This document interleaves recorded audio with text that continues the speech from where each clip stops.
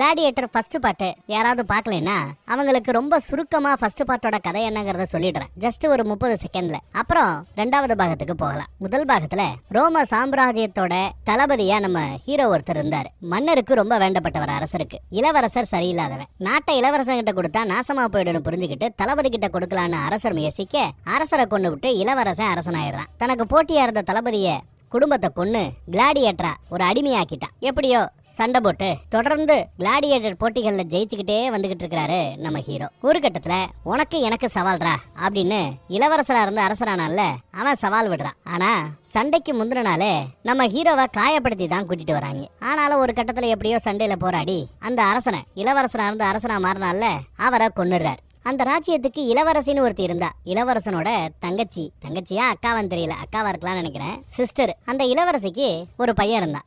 அவன் நடக்கிற கூத்தெல்லாம் பார்த்து பயந்து ஓடி போயிருப்பான். இதைத்தான் நம்ம கிளாடியேட்டர் ஃபர்ஸ்ட் பார்ட்ல பார்த்திருப்போம். இப்போ ரெண்டாவது பாட்டுக்கு வரோம். இப்போ கதை நடக்கிற இந்த கால